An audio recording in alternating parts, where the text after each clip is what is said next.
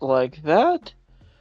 We are officially live. Hello, everyone. Welcome back to Twitch Battle League TBL Season 12. We are here in Week 4, and happy affiliate anniversary to the channel. As some of you may be seeing, that this is apparently the anniversary of when TBL became an affiliate. We don't know how long ago it was, but hey, it's cool to have these little reminders happen on occasion.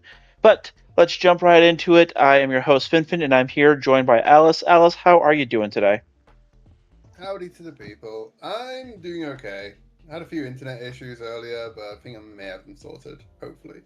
Well, What fingers if I have? crossed we don't lose you here because this looks to be a very exciting battle, and I am, for one, looking forward to it as we have the New York Empoleon taking on the Canadian Sailor and this one's kind of an interesting one. At the current moment, New York Empoleon in a three-way tie to start the week between the Peloton Paladins and London Shockwaves, putting them squarely in a playoff position, sitting at 2-1 with a +3 differential. Taking on in the Skylight Conference, second place, the Canadian Sailor which is funny because they're in second, but they're also the only undefeated team remaining. So the points creeping its funny little head in to make an impact. So it'll be interesting to see how it looks. But these two teams are looking to squarely secure their playoff position as we get closer to the bye week. I'm just trying to find their teams. You know, it would help you if I was sharing my screen.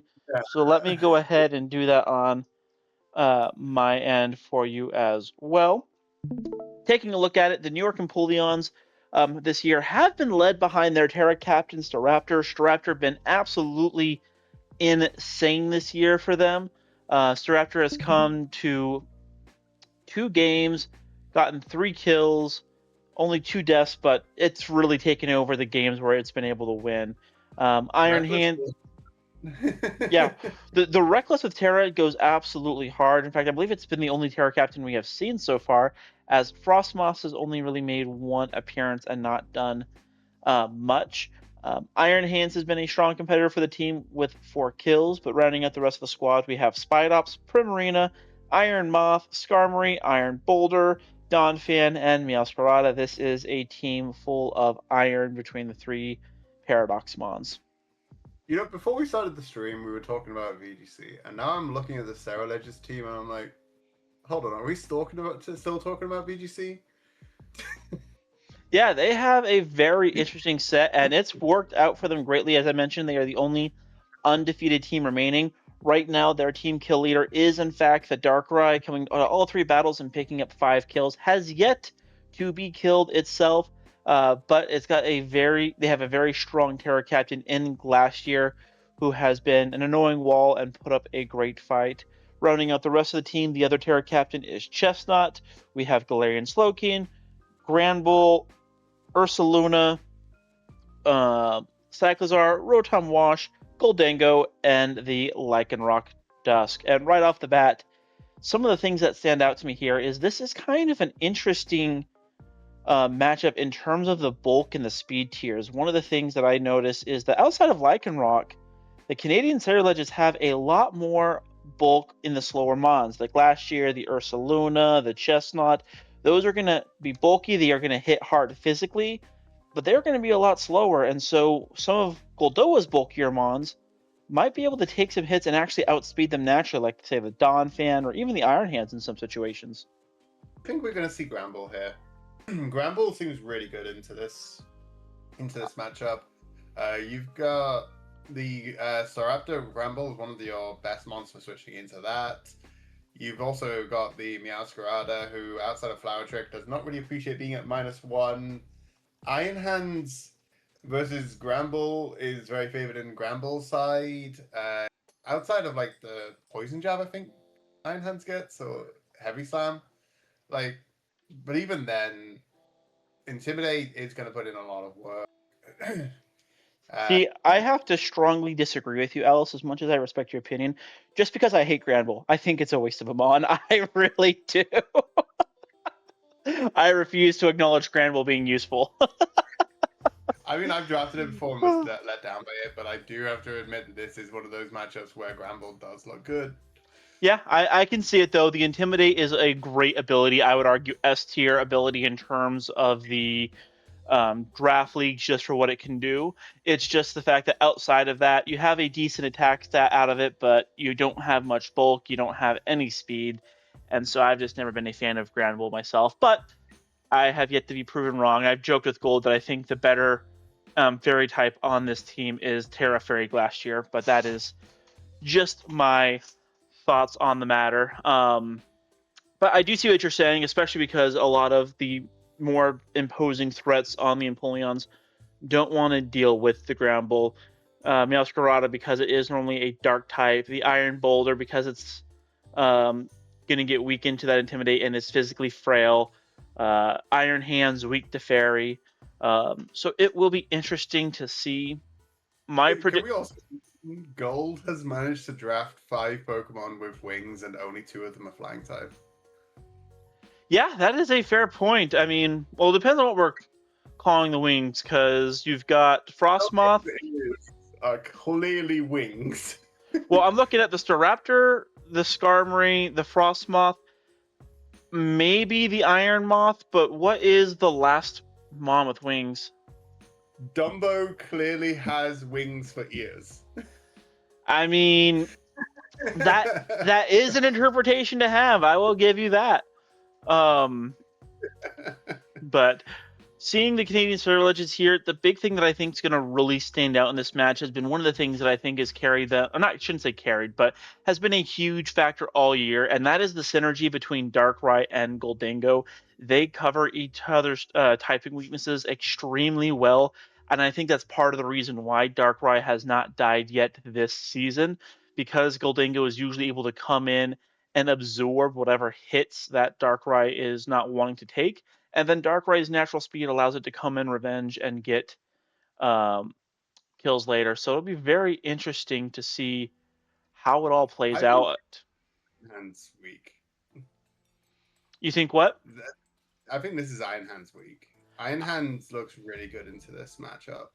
I would not disagree, just because Iron Hands, especially if it's a more bulky set, can potentially take some of the hits. Goldango does get Dazzling Gleam, and depending on investment, we could see it do quite a bit to Iron Hands. So it's really going to come down to set versus set and what the long-term plan is. But you know what? The best way to find out is by letting the coaches go ahead and get started. So I think I'm going to ping them and let them get going.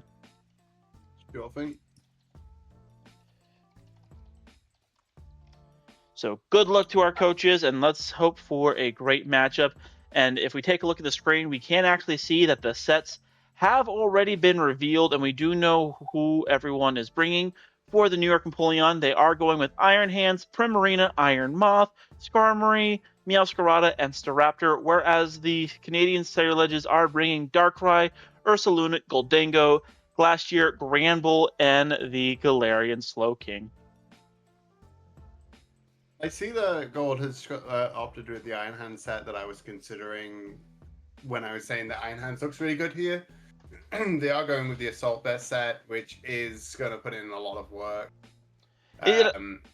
It absolutely is, and I think the big thing for it is the fact that, revealing a little bit here for the folks at home, its only electric move is Volt Switch, and normally Iron Hand's not exactly known for using special type attacks, but I think that'll be good just because, as to your point at the beginning of the match, Granbull came, and this Granbull is a Rocky Helmet set, which you definitely do not want to be, taking every time as an Iron Hands. You have resisted damage if you're clicking a physical move, then going to -1, then taking the Rocky Helmet chip. So having the ability to pivot and Volt Switch, I think, will be absolutely huge once, Goldoa sees that interaction. On the flip side, though, I think it's very interesting. The Goldango is running Shukaberry, and so the Earthquake that Iron Hands has will be resisted and give it some options there potentially. But right off the bat, cares too much about that though. With its Assault Vest, it's going to be able to eat a Dazzling Gleam very well. I see Gold's invested quite a bit into Health and Spadef, which both are just going to make it brush off those Dazzling Gleams. Yeah, and this is a very interesting lead right off the bat. We see the Glacier. This Glacier is Terra Electric, likely due to the threat that Skarmory, not Skarmory, the Staraptor has been all year, wanting to get a resist to the flying type move. And we see the Terra pop out immediately. This Glacier has a lot of speed investment into it, so it's going to actually outspeed the Iron Hands and potentially get some huge damage. As we see there, over 50%. That is a high roll on the high horsepower. Absolutely huge damage. Iron Hand's going to get some recovery back, but the reveal of the I speed here is a little nerve-wracking. I would heavily consider going for a high horsepower again. I know you don't want to let your Glacier take too much damage, but the more chip you get onto this Iron Hands, the better that Goldengo is going to look in the back. Yeah, absolutely. And we see right off the bat, Granbull is what's elected to go into, possibly wanting to preserve the damage on the Glacier and hopefully get some Is this chip. going to make you a believer?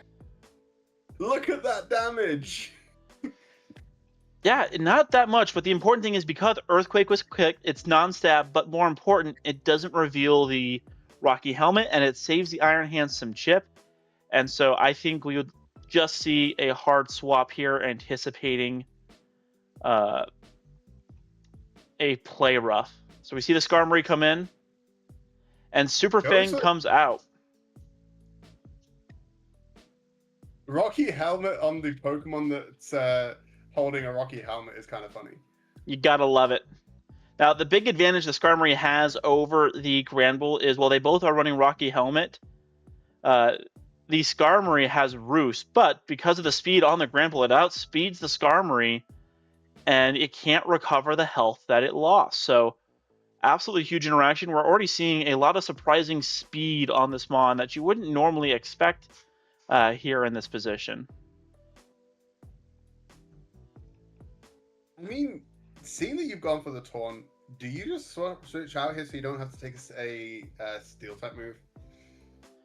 I think you almost have to, so maybe Goldoa anticipating and electing to go for a double swap, but you don't want to risk anything, especially since Granbull doesn't get recovery itself, and its only real option here is to click Super Fang. So we are going to see the hard swap out. Curious to see what they go into. And they elect to go into the Goldango, maybe anticipating a Body Press or even a Brave Bird or even Iron Head. Resist it all. And because of that, we actually see the Iron Moth come out, and huge read for Goldoa, as this is not a position that a Goldango wants to be in. More of just going from one thing that can deal with the Granbull to something that can probably deal with it better. Yeah. So we see Fiery Dance get selected here. I don't know of anything that wants to take a fire move. I mean, I think we're about to see it. Oh, if this gets the special attack boost, no, I don't think that Galarian Slowteen is going to live. And oh my gosh, it does. That is huge. Fiery Dance is now just free to click again.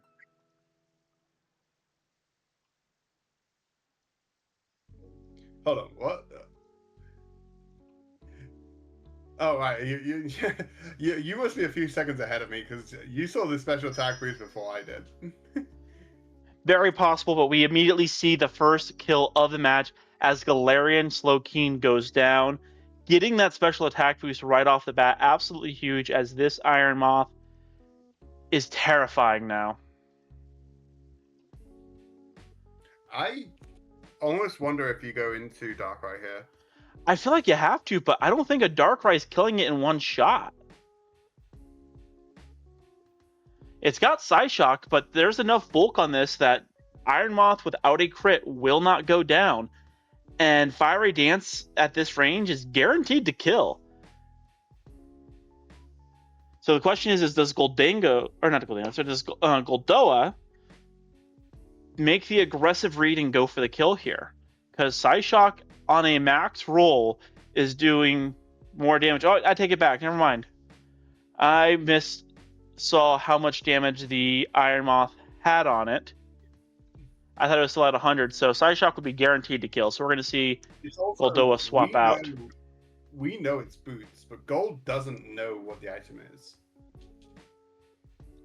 We see Psyshock come out, big reveal, and that is huge damage. Kind of surprised to see Gold considering preserving this. I think it makes a little bit of sense, just because of some of the pressure, but I am not in a disagreement just based off what we've seen.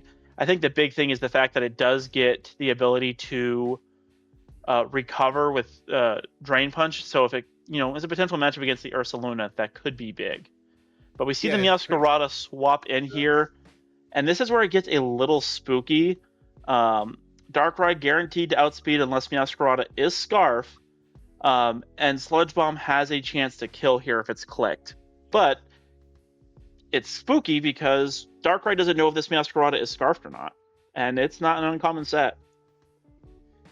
I mean, I would be tempted to switch out anyway, because so far you've not clicked anything other than Psyshock, and unless Gold's already figured out that you're not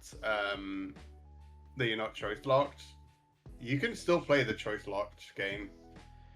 We see the U-turn get selected after the hard swap, and I think this is actually going to play to Goldoa's advantage. It's going to take the Rocky Helmet chip here, but you get momentum back, and U-turn is usually an indicator of a Scarfed Mon, and so I think he is faking it being choice locked very well here, and that can be very advantageous. And now Iron Moth can come back in and just once again click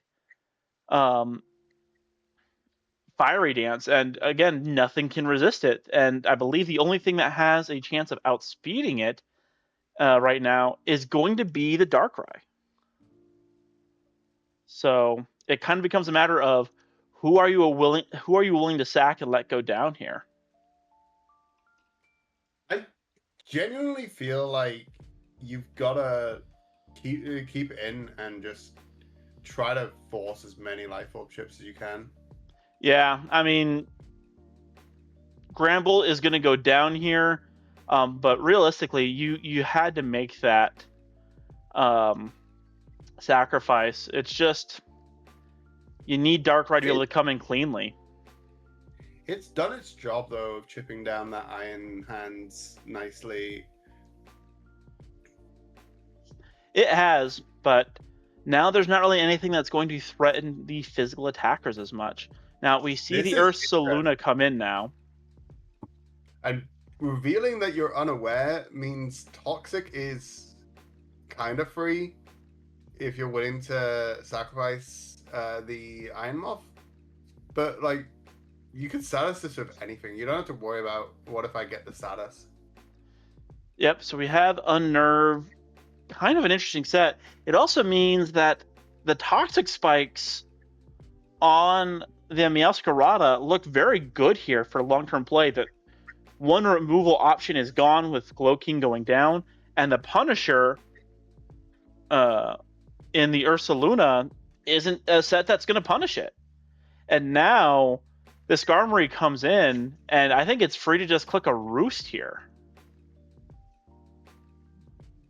Now, funny enough, once again, Ursaluna has enough speed that it outspeeds the Skarmory. I was curious. You said the one remover in Glow King? In the natural T-Spikes. Because it's surrounded poison. Yep. Yeah, because their normal removal of Cyclizar Rapid Spin did not come.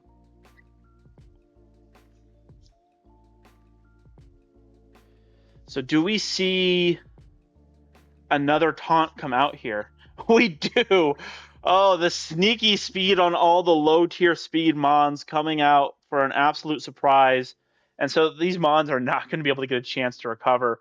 But interesting enough, this Ursaluna's only offensive moves are Fire Punch and Earthquake. And Body Press is doing about, over a third of damage. We see a Bulk Up come out. I mean, that's going to reduce some of that Body Press damage. It is. We're going to see it do about a quarter of the damage here. Fire Punch still not in position to kill, but we do see the lefties get revealed. So This Ursa Luna set is a little spooky. I don't think it's going to be long term though, because you've got a Meowscarada with Flower Trick. I So almost wonder if you click Earthquake on the read here. Now, we know that Gold's not switching, but I wouldn't be surprised to see an Earthquake.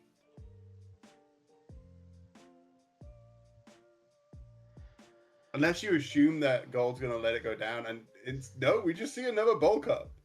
yeah, I'm really curious about this because it makes sense for Gold just to get as much chip on this as possible. Because if you do, you're gonna put it into Flower Trick range. You're gonna put it into Iron Moth range. Now the important thing is we are Fire Punch is now at range to kill this. So we're going to see it come out, and it is going to pick up the kill, but the Rocky Helmet chip is going to be absolutely huge here. And I think that's a trade that if you are Goldoa, you are more than happy to make, because this realistically was the best answer for Granbull, and now you don't need it to be an answer for Granbull.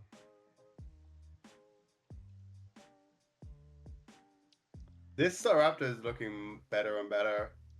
It really is. I'm very curious what the long-term play is going to be, since it's not going to outspeed the Darkrai, so it's a question of can the Darkrai possibly one-shot it, but Meowscarada is going to come in here now, and yeah, I think this just dies to the Flower Trick.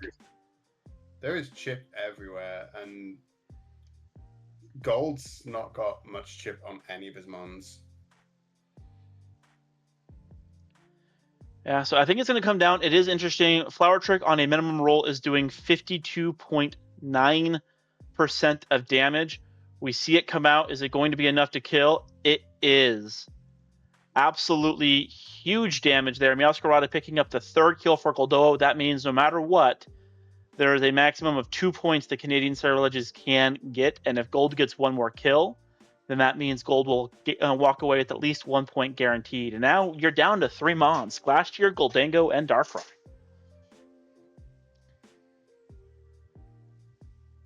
If I'm Gold here, I think I switch out. I want to continue the threat of this being the possibility of Scarf. I don't want to reveal the fact that I'm not. I've played this Mon like it is, and if I can force out the Darkrai, then that can be a very big threat. Especially since knockoff isn't guaranteed to kill here. Instead, we see the election to stay in, dealing very minimal damage. And Shadow Ball is going to come out, and this is gonna hit quite a bit. I don't know if Gold's calcs forgot to account for the fact that it's now just a pure grass type, but Meowscarada not doing as much damage as you'd initially hope there. I'm just trying to figure out how this Goldango is going to be of any use right now. I mean, right now, it's kind of an interesting position. It does have Nasty Plot, which is going to be potentially huge. You're coming in on Meowscarada, and you know you live a knockoff. Why are you not Nasty Plotting first turn? This is why I was saying I don't know how it's going to be of any use right now, because like you've chosen not to click Nasty Plot, and now Gold gets to switch out, and you've not got any boost to punish that. I think the fear was that you don't want to let the Iron Moth in for free, and so possibly thinking, hey, this is Choice Scarfed, they have to swap. If they go into the Iron Moth, then I am cooked, because it's going to outspeed me and it's going to just one-shot me. We see the Goldango go for full recovery here. Shadow Ball, it's very bulky. Assault Vest does not get the kill, does not have the Shuka Berry, and so Earthquake's going to do quite a bit of damage. And yeah, this is a bad position, because now you just sack the Iron Hands, bring in Iron Moth fairly safely, and in theory, you could just click Flame Charge, get the +1 speed, and Iron Moth is possibly looking to sweep.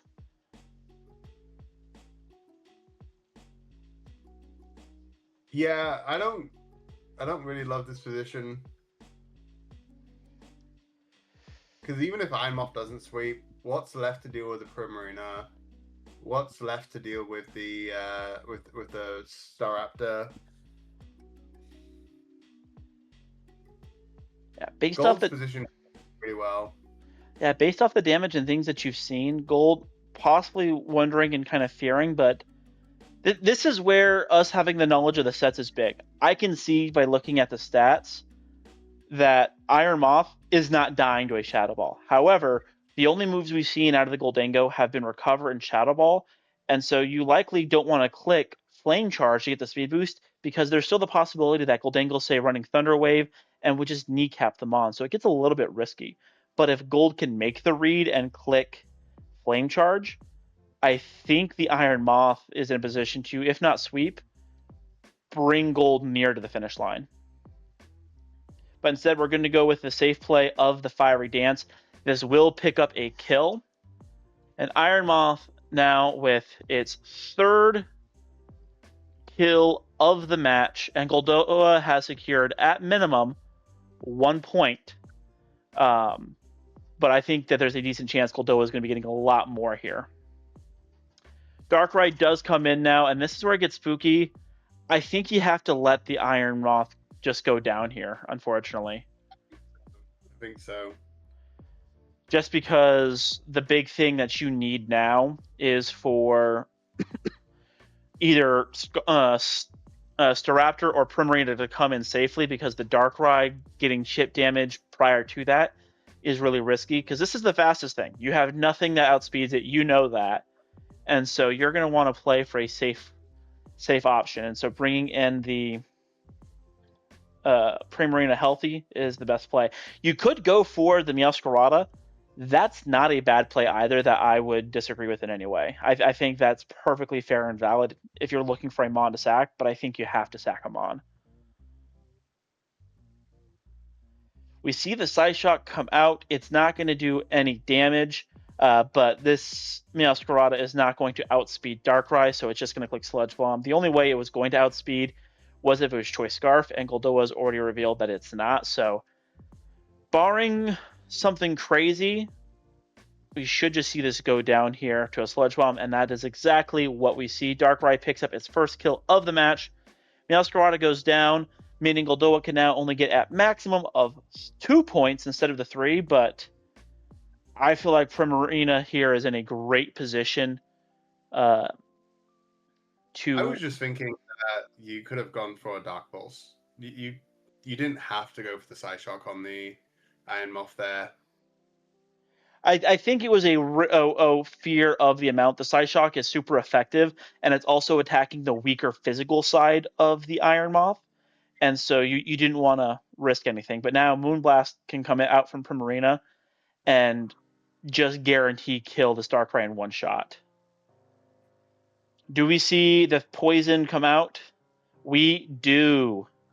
Primarina is going to pick up a kill here, but I think that might impact it so that Goldoa only leaves with one,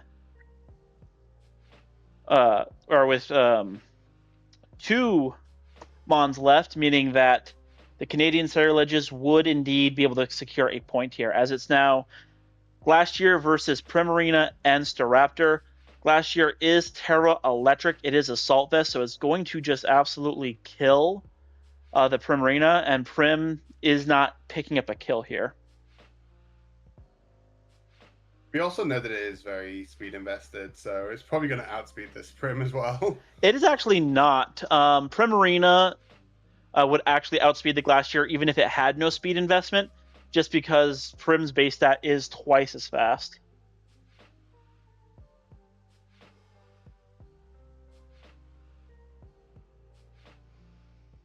So we do see the Primarina go down.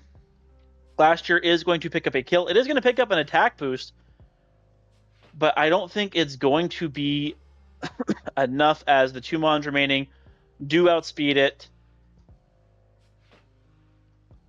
And so I think Iron Moth is just going to secure its place as the kill leader for the week. We see Fiery Dance come out once again, and this should just pick up a kill, and it does. So as a result, we do see the 2-0 victory for the Canadian Cyrillages. Or sorry, for the New York Empoleon over the Canadian Cyrillages, and Iron Moth putting in an absolute clinic on with some huge damage there. So congratulations to Goldoa, a great win there, picking up the 2 points. It started off rocky, but the New York Apollons were able to reposition themselves, and once they repositioned, they just did not let up any of that positioning at all. Yeah, I think the big thing was the fact that there was no answer for the Iron Moth. There just was not anything, and so getting that special attack boost at the start, guaranteeing the kill on Slow King, just really put them in a strong position, and it became that anytime Iron Moth came in, it was picking up a kill. And we are joined. Probably would have been able to help out more with the Iron Moth and probably with the Primarine as well. Very possibly. But we are joined by the winner, Goldoa Dragon Gold. Congratulations on the victory. You took out the last remaining undefeated team, which I don't know, but this feels like it might be the earliest we've had every team with at least one loss in the season in a long time. Thank you. And yeah, actually, TBL historically, someone gets a 5-game winning streak to start the season. It just kind of happens in like every season. So I was worried about the history there, but grateful that I was able to pull out the win here. Yeah, no, absolutely. Fantastic win, and honestly, it just seemed like that there was no answer for the Iron Moth in this match. Yeah, I was playing around a couple of different things throughout the match. Scarf Darkrai was something that came into mind as a possibility, which is what hesitated me from clicking Flame Charge on the Iron Moth a few times. It actually seems like it would have just swept had I managed to get it off at some point. And like that was, I think the Darkrai preserving, I don't know what item it actually was, but Boots. Okay, bluffing Scarf for a while was very, very well played in my opinion. I mean, that made my plays different for sure. That is what I said about like when they were deciding about what to do after the third Psyshock. I was saying like you just switch here. You make sure that if Gold doesn't know that you're not Scarf or Choice Locked in any way, you just keep bluffing it. Yeah, and I had to play around that for sure. And obviously, you don't know if the Meowscarada is Scarfed at that point either, and you can't really risk taking, a U-turn, Protean U-turn there. So, like, I respect that switch out as well for that reason. But yeah, that was a lot of fun. Zach. Yeah, GG's, dude. That was fun. GG's. That was a phenomenal game. And I don't think I'm not kidding. I don't think I've prepped this hard for a match in like a year, legitimately. Like, you can ask FinFin, you can ask a couple of people who are in my front office. I did like double-digit mocks, and I was just scratching my head. Your team is so good. It's so hard to prep for. It's so hard to prep for. That's how I felt about yours, dude. Meow plus Moth. Once Glow King went down, I don't know what your Moth, if you were modest on Moth, but I was, yeah. It was okay. That's less. Okay, it's not as bad of a roll. I was like, shit. No, once it got the special attack boost, it was basically guaranteed to kill. Yeah, that's what I figured. I was like, oh. Yeah, I was like, it looked like from the first roll that's gonna be enough, but you never know in Pokemon. So I was respecting Boulder a lot, so I had some Fizz Def for it, and then it didn't come, and I was like, oh. I had it in prep at the beginning, and it was like one of those mons that seemed like an obvious bring, and like as I prepped with it, I was like, wow, it is so wallable or like exploitable in some way, and I just could not find a set that made me comfortable with it. So I ended up pivoting off of it, but that's fair. Like it definitely looked in the matchup for sure, like, oh, this is like one of the first mons on my like definitely coming list. And it was only through like continuous prep that I was like, no, every time I bring it, it kind of just does nothing and dies. That's fair. That's fair. Which was not true for the 6 that I ended up bringing. So I was like, you know what, we'll bring these 6 instead. And it's interesting. I actually had double Scarfers for a while. I had Scarfed Iron Moth and Scarfed Staraptor because of the Darkrai, and I didn't have good natural speed tiers for it. And ended up pivoting off of both, and ended up flipping to Flame Charge Iron Moth with a Life Orb and Tailwind Staraptor. But I could not come up with a Terra type, and it almost bit me in the butt because I was looking at Terra Fire or Terra Dark or Terra Ghost, something to hit Goldango, right? Yeah. And I was like, Terra Fire and Terra Dark both have the downside of being beaten by Lycanroc. Yeah. Either close combat or just, continuing to use a ground rock type move. So I was like, okay, I'll go Terra Ghost. But then I couldn't Ghost a Raptor to set up the Tailwind against Darkrai because I would have to make the 50-50 read of whether you just be like, Dark Pulse is the best move. Yeah. Or if you I'm have not coverage of like Ice Ice Beam or Thunderbolt, then I have the Terra. So I was like, I kind of screwed myself. So it ended up being kind of a situation. one of the things that I loved watching this match was just every single time Gold brought out one of his bulkier mons, be like, okay, I'm naturally faster. Let me go ahead and click my recovery move, or let me go ahead and click this status move. You had a lot of speed on your historically slow mons to just outspeed it, which I thought was, funny to see over the course of the match. Like, all right, fine, I'll roost on this mon. Nope, you've got speed on it too. Son of a gun. And just see that happen every time. I am curious, what was the thought process on the unnerve Ursaluna? Okay, well, I originally had Bulletproof, and then I completely forgot about Energy Ball Iron Moth. So I was like, ooh, if it's Shook of Hands, then you can't do that to me, because I was expecting Shook of Hands. So I was like, okay. Because Shook of Hands into Lunas felt pretty good. So it's like, oh, I'll be on nerve, so you can't do that. Iron Hands went through like 6 different items, not gonna lie. Settled on AV. Could not live a hit from the Ursaluna to save its life, but I had Skarm, so I was like, Skarm will be my sort of dedicated switch in. Yeah, that's why I ran Taunt Bulk Up. Try to kind of abuse it a little bit. Yeah, and I almost clicked Body Press, not expecting the taunt, to be honest, but just like, I was looking at the calcs and I was like, if I can just get this thing to like 50%, which the first Body Press would do if you weren't bulk upped, then I was like, I could probably just take it out with one of my special attackers. Yeah. And then when you showed speed, I was like, oh no. My Primarina has speed. Does it have enough speed? I don't know. I assume so. How much speed were you running? I'll let you know right now. Primarina would have outsped. Okay. Yeah. You had 3 more speed total points than Ursaluna. So yeah, it was interesting. I kind of just made an educated guess of like, here's where Skarm would be. If Ursaluna's gonna creep Skarm, it's probably gonna creep 4-speed Skarm because you get those 4 random EVs, right? So creep that. Yeah. And then I was like, some people just like to go 1 higher. So I was like, I'm just gonna put it like 6 higher. Like, hopefully that's enough. Like arbitrarily more, because I don't, at this point the bulk doesn't matter because I'm going, offensive fast. So I was like, I'm just gonna go arbitrarily higher than Skarmory and see what happens. But that also leads to me in a situation where I'm like, I didn't fully creep, Yeah. So now I'm scared that like if you just went like super hard speed, like committing to it, then I was just gonna be like, well, that's tough for him. And I had to preserve that for the Darkrai in the late game scenario. I realized that like as things were going down, I was like, Darkrai 100% is about to be a problem. And if I don't have something that can guaranteed take a hit and KO it back, I was scared you were gonna be Sash for a second, not gonna lie. Yeah, I was like, man, imagine if I was Sash right now. But I had to respect sticky webs. I didn't think they would come, but just in case, I'm like, okay, I gotta be boots. I actually had T-spikes on the Meowscarada, and I almost clicked it. When you switched into the Grand Bull and I went for the U-turn, that turn I almost clicked T-spikes. Because I was like, if I assume Grand Bull's coming in, that was the read that I had, and I was like, if I have T-spikes, I'm a poison type, so like I'm still probably walling the Grand Bull pretty well anyway. I did have EQ, but yeah, you probably did. Yeah, I mean, I was gonna U-turn after that anyway, but I was like, I don't know if T-spikes actually end up mattering in this fight all that much, especially not 1 layer of T-spikes.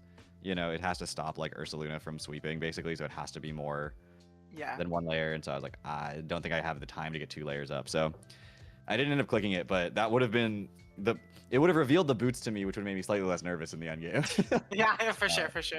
That Moonblast, I was like, if this doesn't kill, then I have to go make that Staraptor play, and I'm terrified of that Staraptor play. So, but that was really fun. Honestly, love your team, and I'm horrified. Thank you, I've been enjoying it, and your team looked really cool. I was prepping. Yeah, I'm having a lot of fun with the team too. So, hopefully this season continues to go well for both of us. I know we both had a good start, so. Yep, for sure. Yeah. It's very high chance we play each other again. Hell yeah. Yep, very strong chance, but well played, both coaches. Really appreciated and great showing. As a result of this, Goldoa, you do secure 2 points, putting you squarely at the moment in 2nd place in the Violet Conference. Going going to likely be there for a little while because we aren't anticipating any updates from the London Shockwaves, so that will be, your position to have for the moment. Zach, you are currently in first place in the Scarlet Conference, so if Playmaker in their match on Sunday, actually no, sorry, Playmaker also does not play this week. So yeah, Playmaker plays Addy, so. So for the time being, you are in first place in the Scarlet Conference by securing that point, because now the differential is tied and you have one more win than Playmaker. So all up in the air for the moment, but yeah, a lot more matches to shake up. We have another match tonight. That is the Roman Polions taking on the Venus Venusaur. That'll actually be in about 2.5 hours roughly, so please come on back for that match. But before we go away, any final thoughts or words of wisdom to share? I just want to say, great game to Zach, obviously, and then just thank you for joining the TBL this season. I know it's your first season in the TBL, and you've come out with a bang. I mean, only undefeated coach coming into this week, so really excited to have you as a part of the league now and see what you can do for the rest of the season. Yeah, thank you, appreciate it, and thanks for the match. It's been fun so far. Love my team. This season's been fun, so thanks for having me. Happy to have you. Well, thank you both, and Alice, thank you as always for joining me on this one. It has been a great match, and just a great day for some Pokemon. So appreciate you having you as always. But that is going to do it for us here at the TBL. Please come back later tonight for the next match. But in the meantime, whatever you're doing in life, just have fun with it, and we will see you all later. Take care, everyone.